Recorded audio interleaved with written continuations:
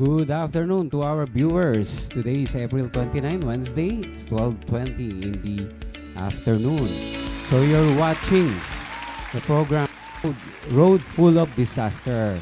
What is the program all about? It is a program focused on fire safety and disaster preparedness. As you navigate your journey, you'll encounter volcano eruption, flooding, typhoon, road crashes, fires, and earthquakes. But these are, they have metaphorical meaning also. These disasters aren't just physical events.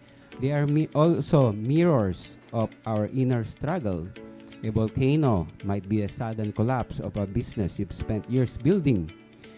Flooding can feel like suffocating weight of a financial crisis. And a typhoon representing chaotic storm that tears through your family and friends. We experience road crashes of a shattered love life and fires, bridge burning betrayals. Yan. The true story actually isn't found in the wreckage. It is found in the fact that after every tremor and every storm, you are still standing. We are still standing. At the end of the day, no matter how many times the road crumbles, you prove that human spirit is built to endure. We are resilient. This is the key word. We are resilient. So, before we introduce our guests, may we inform our viewers of the current situation in the Nabotas landfill, no? May we, Tech, can we show the air quality index? Actually, this past few days, no, the air quality index is very not so good. Yung data from Philippine Space Agency, Tech, pakita po natin. The data from the Philippine Space Agency shows the concentration level of the nitrogen dioxide, a toxic chemical compound over Metro Manila, has remained high since the Nabotas landfill fire started. The estimated smoke extent based on the satellite map reaches over Metro Manila and surrounding provinces. Ayan po. Tapos, Tech, yung sa fire po, BFP, yung nag-ano po sila, pumunta sa landfill. Pakita po natin yung photos.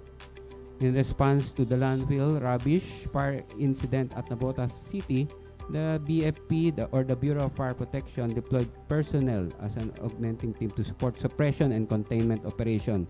Given the scale and persistence of the incident, additional manpower is essential to sustain firefighting efforts, ensure operational efficiency, and prevent further escalation of hazards, including the spread of toxic smoke and potential fire extension to adjacent communities. Yan. Tapos, after this, Tech, yung sa DPWH and DENR with Japan Disaster Relief Team. Last April 28, the Japanese Ambassador Endo Kazuya, JICA Chief Representative Baba Takashi, DPWH Secretary Vince Dizon, and DENR Secretary Juan Miguel Cunha visited the Nabotas landfill site together with the DILG, Bureau of Fire Protection, Office of Civil Defense, and Nabotas City Government. Both secretaries expressed their appreciation for Japan's swift dispatch of expert and technical advice, while Nabotas Mayor John Ray Tiangco also noted that Japan's support was the fastest to arrive and commending the JDR team for their continued daily activities even under challenging conditions. During the site's inspection at the Nabotas landfill, the Japan Disaster Relief, or the JDR team, shared updates on their field activities and provided on-site technical guidance on soil compaction and slope shaping to support fire suppression efforts. The joint site visit by Philippine authorities and representative of the government of Japan highlights the shared resolve to address the landfill situation and continuously prioritize clearer air and public relief. Yan po. So, tech yung ano na lang, let us show the safety tips on because of the poor air quality. Due to the Navotas landfill fire, the air quality was affected in some parts of Metro Manila and acutely unhealthy air quality was recorded. In this situation, we remind everyone to take precaution, wear a face mask, and as much as possible, limit going out of the house. Yan po. So wear your face mask, do not go out of your home if possible, and drink lots of water. Yan po ang ating safety for our viewers. Now, let us go to our guest, no? We have a guest from Regional Fire and Rescue Department from Arizona. Let us welcome Fire Chief Stephen Kerber. Stephen? Thank you very much. Glad to be a guest here, Rolly. Thank you for inviting me. Yes. For our viewers, no, what is the Regional Fire and Rescue Department all? What is this? Is this a government or an NGO, so that our viewers will know? Yes, Regional Fire is a non-governmental organization. We're a nonprofit in Arizona. We are basically a subscription-funded fire department, and we also charge for our services, mostly paid by insurance companies. So when you have accidents or tragedies up on the highway, many of the insurance companies pay the at-fault driver's responsibility is to pay for emergency response. So it's like paying for annual premium like that? Yes, correct. So homeowners and businesses in our area pay a subscription to fund our operation. Okay. Then we'll be responding to emergencies, right? Which those who have already subscribed. That's correct. And we do respond to everyone, regardless of their membership in our organization, and includes the highways, just under 100 U.S. miles of highways and interstate in the area that we cover. Okay. When was the Regional Fire Rescue Department founded? I founded the department in 1995. So if you do the math, that is 31 years ago. Yeah, that is 31 years ago, 3 decades ago, no? Yes, correct. So before you started the Regional Fire Rescue Department, were you in the fire service? Yes, I started similar to a volunteer when I came out of high school. That was a long time ago. I served the rural metro fire department in Tucson, which is south of where I currently reside. And through high school, I was very interested in police exploring. It was a Boy Scout, similar type of Boy Scout group, and also the Naval Sea Cadet Corps. So I was a Naval Sea Cadet in high school. Learned about the Navy and traveled over to San Diego, California, and did training over there on summer breaks from high school. And that's what eventually led to my Navy term of 4 years. Okay, so from being a Navy, then a Coast Guard, you're also a scout?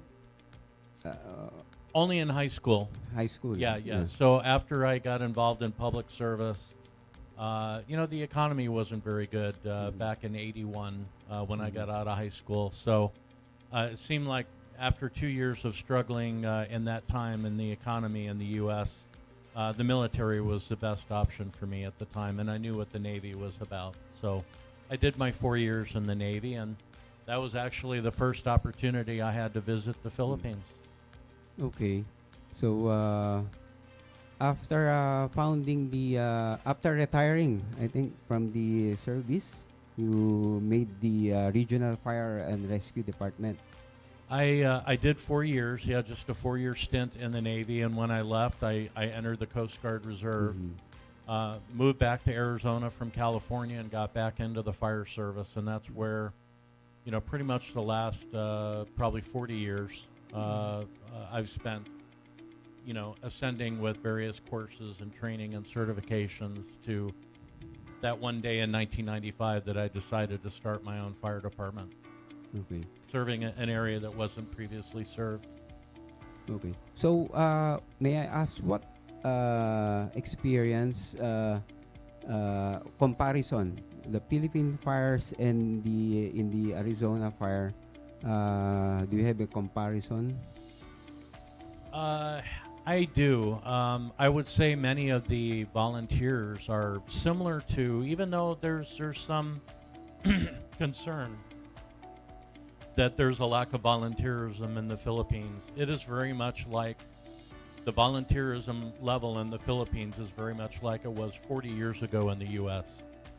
They had plenty of people that volunteered, that loved the job and loved firefighting. And I truly believe that exists today in the Philippines. But I know I've heard a few utterings in the Filipino community where there are some concerns that maybe there's a lack of volunteerism these days. But I hope that is a false trend. Actually, there are many volunteers. I think before, in the early 60s, syempre, there are only a few volunteers. But now, they're everywhere. You can see them corner to corner. Especially when you go through Tondo. Every block there's a fire truck. Sure. Yeah. Actually, the target of then the Federation, the oldest mother association, the Federation of Filipino-Chinese Fire Prevention and Civic Welfare Association, and through the partnership with Federation of Filipino-Chinese Chamber of Commerce, their vision was to have a volunteer or fire brigade volunteer in every corner or in every barangay. Wow. So that the response time will be very quick to suppress the fire. That was their vision way back in the 1965, I think. Wow. Well, I think they've achieved that, and it continues to grow, as you say. Many fire brigades. Yeah. And the only problem, of course, there are also bad eggs in the volunteer service. Yes. Correct. Yes. So these problems are being addressed too by I think the mother associations of these volunteers should address the problems of these bad egg or bad volunteers to untarnish, because they are tarnishing the fire volunteer service. And I think you're referring to some of the theft that has occurred at fires, and firefighters are the most trustworthy and most trusted by the public to be very honest and trustworthy people, to be on their property and in their homes, saving their lives or saving their property. It's a very high priority. Yes. That's very important, the trust and the honesty, diba? Integrity. And I would add one more, the moral integrity. Yes. Really have to seek the moral integrity in themselves when they decide to be a volunteer. Yes. So may I ask, how many times have you came to the Philippines? Well, since serving in the Navy and visiting Subic Bay and learning of the Philippines, my wife and I came back in 2006 and 2008 on visits, and we did a trip to Boracay, and I certified to dive in 2008. And obviously, any firefighter, anybody in public service, when you visit another country, you're very interested in how they operate, how they're funded, the motivations of individuals, and some being paid and some being volunteer.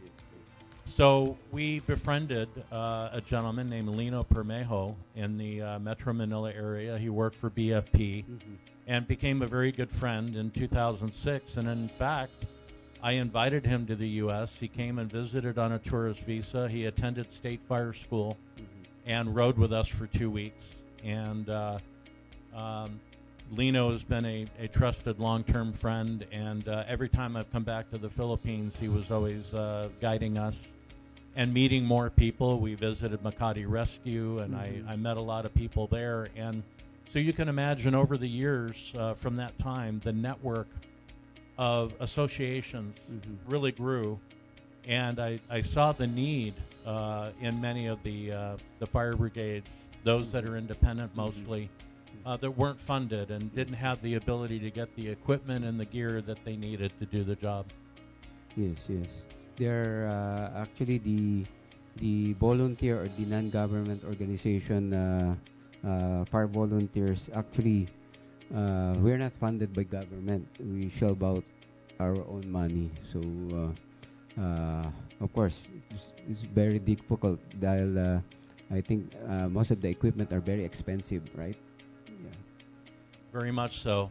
And I've been trying to help even since 2006, but more robustly since 2016 when I started coming back regularly. Okay. So, Tech, pakita natin yung RFRD Aid Operation NGO. So, while the Tech is looking for the logo, what is the RFRD Aid or the Operation NGO project of Regional Fire and Rescue Department, Arizona? It's established in 2016. Yes. Yeah. So, what is, the logo is shown in the screen. Yes, I want to thank my friend Carlo for doing the logo. We established Operation NGO as an effort to funnel firefighting equipment from the U.S. To the Philippines, because in southern Arizona we're close to Mexico. And Mexico and many of the Southern American countries benefit from the gear that based on regulations, the NFPA, which most fire departments try to follow as close as they can, our gear is only usable for 10 years. So firefighting coat, firefighting pants, boots, helmets, gloves, after 10 years it's timed out and it's cycled, and it usually goes to Mexico. So I try and funnel what I can, including SCBA, thermal imaging cameras, medical supplies that are expired, automatic external defibrillators, and I've been funneling all of that equipment to select members of our group here in the Philippines. Okay. So this was conceptualized when you were visiting the Philippines, right? You Yes. found out that many NGO needed some firefighting equipments. Correct. Our first diving trip, I'm a scuba diver, and I although I have to admit I mix work with pleasure, and I go scuba diving when I'm here in the Philippines. My visit to Makati Rescue really kind of was the Eye-opener. catalyst that really began all of this effort, and it's resulted in over 315 Balikbayan boxes being shipped to the Philippines since that time. Okay, that's good. Let's show the some of the Tech, yung some of the equipments being shipped out from Arizona. Pakita po natin sa viewers. Okay, so these are SCBA. Correct. We try to flow test and make sure that all of the SCBA that we're sending, and there are many brands, MSA, Scott, Dreger, ISI, whatever that we are donated, we try and make sure everything is paired up. We clean it as best as we can. As the middlemen, we don't have a lot of overhead. We want to box up and get this equipment out and moving to the Philippines as quickly as possible to the brigades that need them. That's good. Okay, so they are being inspected, tested before ship out. Yes, and sometimes there are parts, and sometimes we acknowledge to certain recipients that these frames or equipment items are for parts. But most of them are functioning units And this, for example, is a picture of a ventilation fan and also hydraulic extrication. Yes. That particular equipment went to the hometown fire brigade in Banondo. And we also had a training session. So they had a complete training session, 4-hour classroom on hydraulic extrication, use, and safety. And then we, on another weekend, went out and we cut up 2 vehicles. Okay, that's good. These are AEDs. Yes, AEDs, stair chairs. Stair even, chairs that you can use to slide, I think.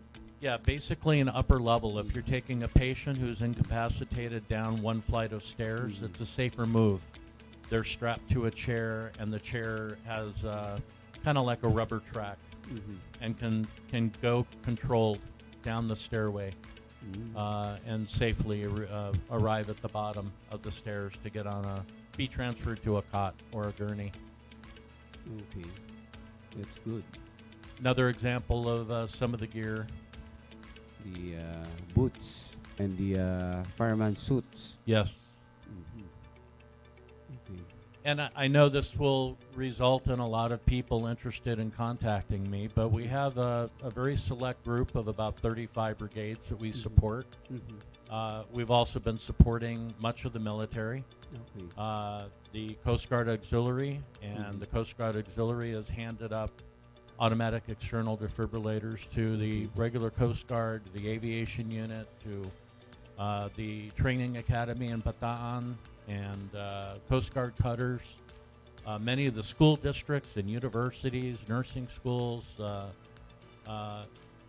Eugene Chua has done an excellent job in his group, Operation Samaritan and Project Samaritan, and donating the AEDs and going over the training. And so, you know, that's another thing that I noticed was lacking. You know, there was only a time a couple of years ago walking through the airport, there was no AED in a cabinet. They've only recently appeared. And a professional ambulance would have an AED, but any other government building or institution or a school did not have that available. Yes. And so with the help of the Coast Guard Auxiliary, they've been making it happen. And I'm Yes. very proud of them. That's good, because actually there were already memorandum circular regarding AEDs, no, that all the government facilities should have an AED installed. Correct. But I think there might be a problem in that area, because you know there are many what do you call that? Somebody might stole it. Opportunists. Yes, yes, Theft. yes. Yeah, we want to make sure that that doesn't happen, and I know that Eugene is very aware of that as well. And so sometimes you can put them in a cabinet in a public space, depending on the venue. Otherwise, they may have to be hidden or Yes, you know, care of by personnel. security personnel, or yes. nursing staff and those Yes. kinds of things. Sure. The personnel should be handling or should be responsible for that item. Yes. Yes. And well trained, at least CPR certified, which is important. Recently, the city of Manila has provided AEDs for public schools and hospitals. Oh, that's great. They initiated the move and donated the AEDs to public school in the city of Manila. It was only recently, I think, a couple of months ago yata. Yeah, the mayor of Manila, Isko Moreno, provided or distributed AEDs to public school in Manila Well, that's great. and hospitals. One day it's going to save a life. And Yes. These units that I'm getting from Arizona, I get them from state surplus. And they're biphasic automated external defibrillators. And just because the American Heart Association changes standards every 10 years, Yes. they consider those AEDs obsolete because Yes. they don't follow the The algorithm. standards. Yes. But they're biphasic, you know, machines that can save a life that still work. and that's why we make sure they're coming here to the Philippines. Yes, they will be very useful here. Yes, especially that you already saw the government facilities has not enough AEDs installed, and Yes. along the government facilities. Yes. So, Tech, pakita po natin yung video during their training.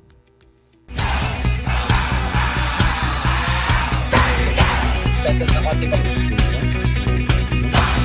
is our training opportunity where they were gifted a combination cutter spreader that you see there, made by Holmatro, and also a telescoping ram. So there were several groups in our Operation NGO, several brigades that attended the training, and we were able to cut up these two cars and giving them a full range of the evolution that could be done, whether you're just popping a door to free a driver, or you have two occupants, or maybe you have a car loaded so you have front and rear occupants. You're popping the doors, you're cutting the A pillar, B pillar, C pillar along the edge of the roof, and removing the roof to safely extricate patients, and also a dash roll where you can use the ram in order to push the dash forward and free someone who may have their legs pinned by the dash area of the vehicle.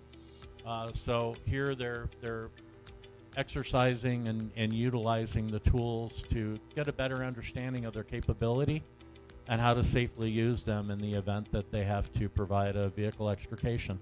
And not only just vehicle, but when you mention the other calamities that can occur, whether it's shoddy construction and a building collapse, or maybe a building collapse following an earthquake, this cutter will cut 1-inch rebar. So if they have broken concrete and they've got rebar in front of them that they can cut to remove that block or that obstruction in order to save a life of somebody trapped in a confined space, they can utilize this tool for that purpose. The cutting tools, it could cut 1 inch of solid steel. 1 inch. Yeah, what it really does is it gets to the point that it's pinching the molecule so much that it pops and separates, almost breaking it. So it's not like a typical cut where it will cut clean through. It does cut it for sure, but it does basically break it almost in the end. Okay, that's good because every day there are car accident or car crashes in the news. Yeah, you can watch in the news every day. There are car accidents involved. Yeah, so that will be very useful here. And it's another tool in the Binondo area that it with your dispatching system, it takes a little bit of knowledge for people to understand that a certain agency has that capability and to be effectively utilized. So I'm hopeful. I haven't heard of an opportunity. This training was conducted last October, but I'm sure they're looking forward to the first opportunity to help save a life with this equipment. Yeah, yes. I've seen one in I think in the EDSA, yung may bumagsak na sa Skyway, di ba? They use the hydraulic tools. Yan. So, Tech, pakita na natin yung ibang photos. Let us check out the other photos. So, you also give out trainings, huh? Yes, in Chinatown, I believe not only the extrication training that we did last October, but I believe that was the previous visit in spring last year. No, I take it back. No, it was last October that we did the training. It was the Chinese Filipino Businessmen's Association in Chinatown that allowed us to use her conference room, and we had quite a few. I would say, I think 70 or 80 fire brigade members there for that training that participated in the didactic portion but only about half that participated in the hands-on portion. But yeah, these photos show us with our visits to many of the brigades. This one is in Pampanga, Lion Fire Brigade. And, you know, again, I really envy the heart of the volunteer. They have a true passion and a dedication to help their community, to be a member of their brigade, and to help the community. And if there's a way I can help them do that safely by providing this gear, that's my aim, that's my goal. And it's just a personal motivation, really, not anything more. No, that's a very noble cause, and I would like to thank you for that noble intention for our fire volunteer services here in the Philippines. Yeah. Thank you very much. And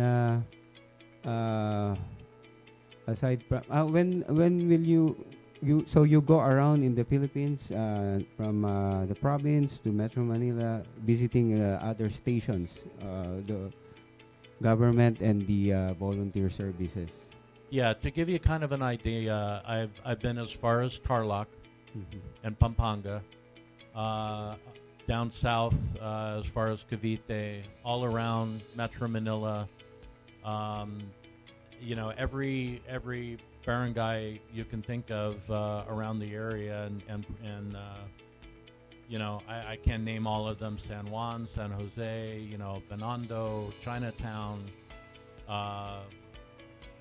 For example, Mandaluyong, Poblacion, you know, the list goes on. There are 35 fire brigade members, and then, of course, you know, notwithstanding the fact that the AEDs have helped, and also some SCBAs. Actually, for the Philippine Coast Guard Auxiliary, it actually started when he just requested 2 SCBA. He wanted 2 SCBA to help the scouts and get them interested in firefighting. And that's where the discussion led to an AED project. And I had just received this large group, this mass group of AEDs. And that's where Eugene Chua was the best choice with the 110th Auxiliary Squadron to take that project. And that's kind of where it started. There's also a couple of other folks. There's the Army Reserve, Urban Search and Rescue that have received some equipment. I have friends that are also in the Coast Guard Auxiliary down in Palawan, Puerto Princesa, and I've got Let and Dino over there in Palawan that are commanders in the Coast Guard Auxiliary. So many of the Navy Special Operations, the Stingrays, Coast Guard units have received medical supplies and AEDs, and there's even more on the way as we speak. That's good. That's good. Thank you very much on behalf of these volunteers who received these equipments from the Regional Fire and Rescue Department. Yeah. And thank you very much for having me as a guest. I really appreciate it. Yes. It was a surprise. Okay. Tek, pakita natin yung sa Angel's Walk. So while we're discussing, we'll just like to show that last Sunday there was what you call Angel's Walk for Autism, and we were tapped as medical responders. So we provided 1 ambulance and medical team at the SM Arena, Mall of Asia in Arena. And as you can see, Michelle D was also there to advocate for the Angel's Walk for Autism. Yan. So I'd like to thank the organizer for having the trust and confidence in for having us as one of your medical responders during the event of the walk, Angel's Walk. They call it Angel's Walk for people with autism. Yan. That's the whole of the arena. You could see that the people were jam-packed. Yan. Then it ended with the walk from arena to the music hall in SM department store in SM. Yan. So, tech yung isa, pakita na rin natin. Yung MCI, PCG. So, we like to also to show our viewers that we conducted a mass casualty incident in the Philippine Coast Guard Aviation Command. Yan. So, multiple victims were prepared for the simulation of the MCI. Ayan, they were also taught how to don and doff SCBA so that they will have an idea on how to don and doff an SCBA. Ayan, use of fire extinguisher, how to handle and proper use of fire extinguisher. Ayan. Conducted a seminar on fire safety, MCI, and yan, helicopter extrication and rescue. So some of the participants and some of our team were there. Ayan, they also were taught donning and doffing of fireman's suit. Ayan, fire suppression involving a helicopter crash.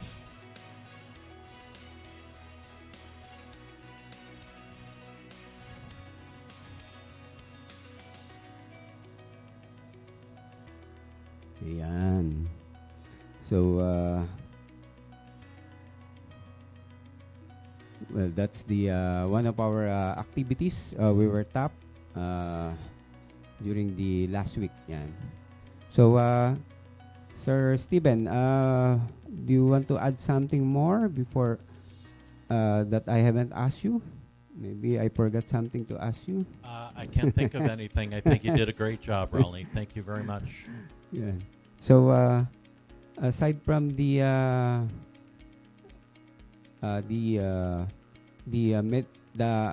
training, you also conduct trainings, no?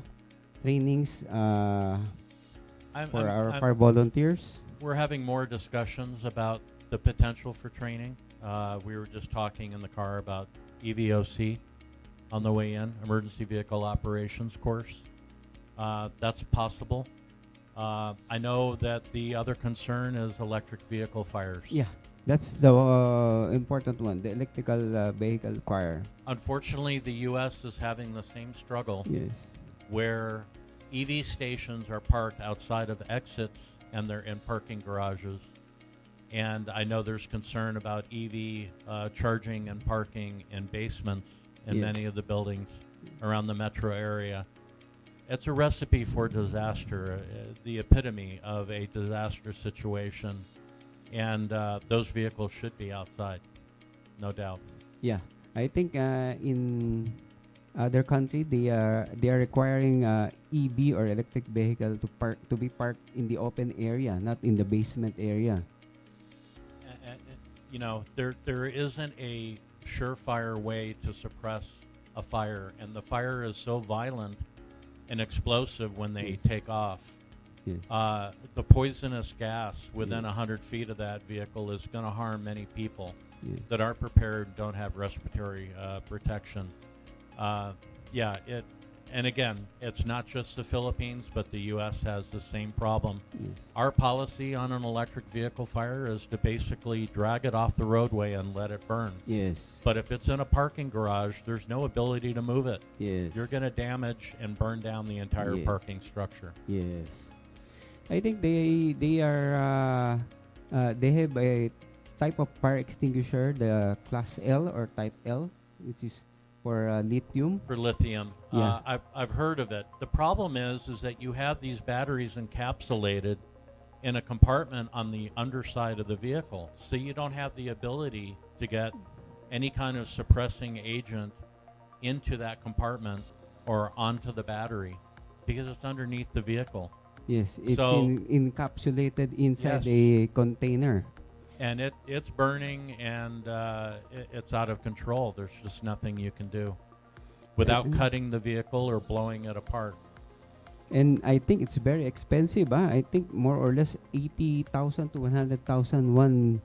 One unit of fire extinguisher costs around 80 to 100,000. And here, I'm sure you've had many discussions about fire extinguishers, Yes. and making them available. And I've also seen many of the barangays and the barangay fire departments that are working on getting extinguishers in every area, but those are at low cost compared to the Type L extinguisher. It's not a reachable goal when they're that expensive. Not Yeah. possible. Yes. So the only way to suppress the EV fire is to let it just burn and have its energy depleted. Correct. I often joke that it's like the burnt fresh fry at the bottom of the fryer. You want it to be, crispy, Mhm. and let it just burn all the way down, like that burnt French fry at the bottom of the deep fat fryer. That's the only way it's going to be rendered safe. If you stop it, slow it down, you're creating more gas, more poison in the air, and continuing. It's kind of like a hay fire. Mhm. When we have hay fires in the rural area, it's best to segregate the unburned hay and just let the rest of it burn on its own. Yes. Because the more you add water, you'll be there a week long. Not only because you're retarding the ability for it to burn down and completely consume. The same thing with an EV fire. The only thing I could say that maybe the Class L extinguisher would be good for are the scooters, the bikes, or any of the electric, portable devices and things like that. But again, it's a very expensive option that isn't affordable and isn't realistic today. Yes. You just spray one fire extinguisher. It costs around 100,000. That's crazy. Yeah. Very expensive. Until such time they invent something much cheaper, no? And affordable to the people. I Correct. think we should be very careful in handling electric vehicles and those with lithium batteries. And they say a lot of the EV fires, let's say even from scooters or electric bikes or e-bikes, is not using the appropriate charger. But also when they're charging, they should be outside in a well-ventilated area. They shouldn't be inside your residence, your apartment, your condo, because you're going to die in your apartment if that catches on fire. Yes. And a runaway battery situation is very explosive. There are plenty of videos on YouTube and the internet to watch as an example, and believe me, they're very explosive, and nobody wants to endure that in their home. Yes, it's going to explode in a few seconds, right? When it starts spark, boom. A couple of snaps and crackles, and before you know it, the thing's exploding. Yeah. Yeah, so you have a limited time to escape or to handle it. Correct. You have to be very quick. Okay. So I think we have no more time. Just a few minutes left, no? Do you have a parting message to our viewers, or you want to greet your friends in Arizona?